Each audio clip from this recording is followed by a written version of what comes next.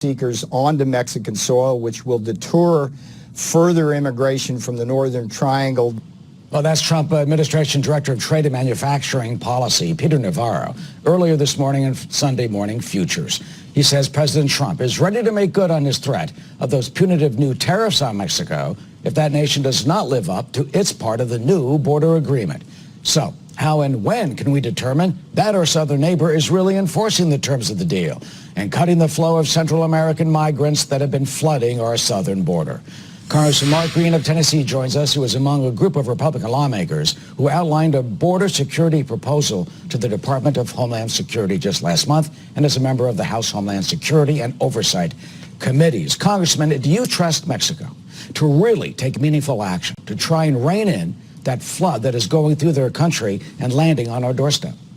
Well, I do now, and Eric, thanks for having me on the show. I do now because we've got a president who's willing to put teeth in a deal.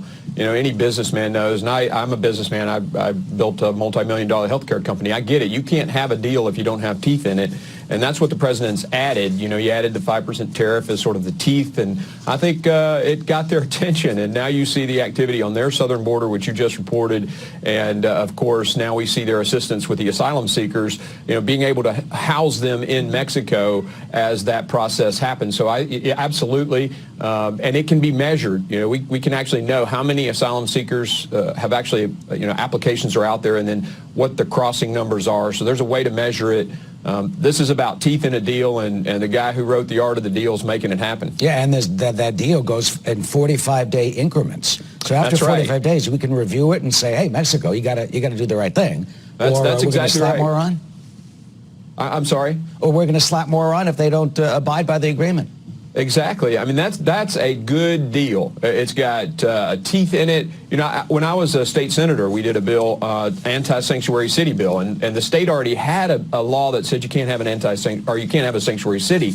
But until we put teeth in it, some of the cities that were thinking about it, I mean, they were moving forward. I mean, you have to have teeth in these kinds of deals to make it happen. And in terms of teeth, you want to put more teeth in these deals. You were part of writing that letter to Homeland Security. Let me show you some of the proposals that you want and think should be enacted. Expanding training for the credible fear interviews. That's when we interview people, the asylum seekers, when they come to our border. Limiting parole policy, limiting the work authorization to only those who basically qualify. Hike the asylum fees, and the Flores agreement that has caused such consternation and controversy. Why do you think we need this? Well, the Flores agreement is an excellent example. It basically creates, if they grab a child, they've got a visa to get into the United States, and that's ridiculous. Even if it was well-intentioned, it's been a very bad policy, and it has to end. And I know we're on that letter in the House, but there's also an initiative in the Senate with Senator Lindsey Graham, who's working very hard also on his side of the building. We're going to have to get this done if we want to fix our immigration issue. And I appreciated your comments about the challenges in Guatemala, but that's sort of a long-term fix. That's not going to get fixed, you know, right away. The crisis at the border has got to get fixed. It is dire. I'm also a physician, and the human suffering down there is just, it's appalling, and we've got to act. And the president's ready. You know, he wants the $4.5 billion. He's asked for it. Hopefully we can get that through the appropriations process. There's a lot of work that has to be done, and it's a crisis. We got to do it now. It is a growing crisis, and it is so heartbreaking when you hear these stories of what is happening and the deaths of the young people and others in custody. But you know what critics are saying, that they're saying basically, look, Congressman, asylum is a legal right. You have the legal right to come here and ask for asylum. And these type of proposals are punishing the innocent who are fleeing, you know, violence and drugs and gangs and potential killing from these three nations where they're coming from. Sure, but the problem at the southern border is also a crisis for Americans, right? It's costing thousands of taxpayer dollars. We have 300 Americans every week who die from heroin overdose, and we know that 90% of particularly the synthetic opioids, fentanyl, are coming across our southern border. You know, we got a duty to protect Americans, and certainly we want to help those people in Guatemala who are suffering, but that again is a more long-term fix. The real crisis is at the southern border, and it needs repair now.